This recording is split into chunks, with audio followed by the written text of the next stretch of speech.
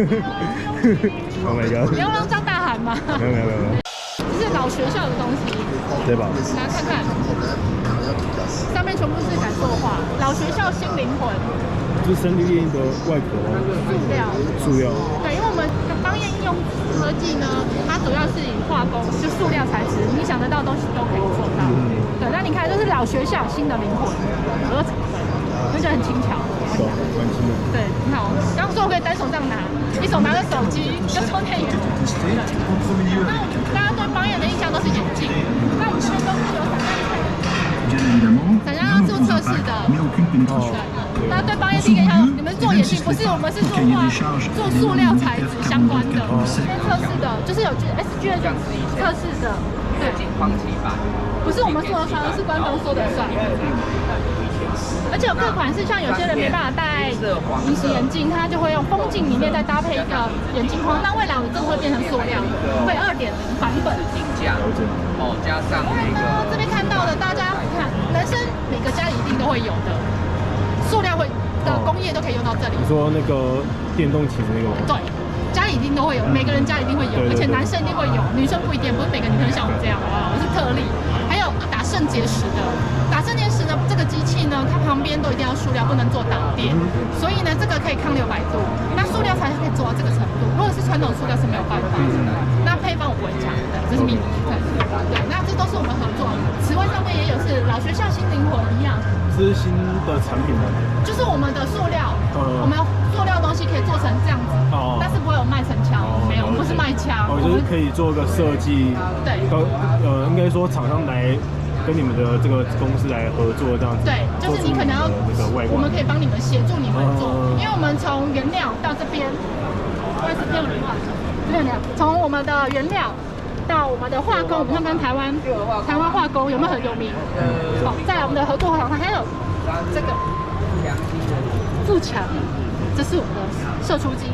好，所以呢，这边也是，不好意思，刚刚这边给大家介绍，所以有点了，这是我们一条龙的概念。那你看啊，就是原料的部分就长这样子，就是所有的塑料材质从开始是长这样子的。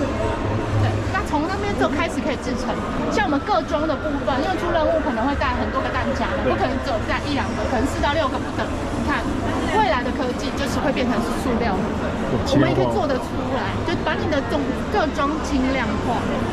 鱼菇也可以轻量化，你都可以拿来台湾，因为我在你旁边都可以拿。OK。我不在旁边，不好意思，不能碰。对。太轻了。对，轻量化。对，连这个，因为我们各装的部分呢，一定要轻量化，因为如果是2天1夜的活动，你不可能带那么多东西，尤其你的枪要更重，你会觉得很想。那这样子它的耐用值就它会这个部分的话，就是依厂商需求，因为我刚刚有讲从原料到制成，就是要求他们的强度那些的都可以，就是可以讨论，就是依客人需求，对。但是外面买不到啦。就是如果有人想来跟你们合作的话，就可以。对，就是我们专案。对，那你看这边有蛋，你可以做成看看。是不是很轻？因为我们要把各装变得比较轻巧。对，轻巧的话，我们各装它出任务的时候是比较没那么累。对，不要虐待我们的官兵弟兄，好吗？好，再来就是下枪身，这也是未来的科技，它也可以变成就是塑料材质。对，你也可以拿来看。轻量化。一个习惯动作，抱歉，整个就是轻量化了。好，枪托的部分帮我放下，枪托部分。对，这是原料啦，就是原本样子，它可以做成不同颜色。对，就是依需求，就像我们刚刚看到我们邦彦后面一整排的眼镜的意思一样，就可以依需求。我们把这种工业的一些零件啊，它制造过程跟它的材料，其实它是有一些是超过国防产业用的材料跟性能啊，因为枪不过就是温度嘛，风吹日晒雨淋嘛。那其实何尝汽车不是？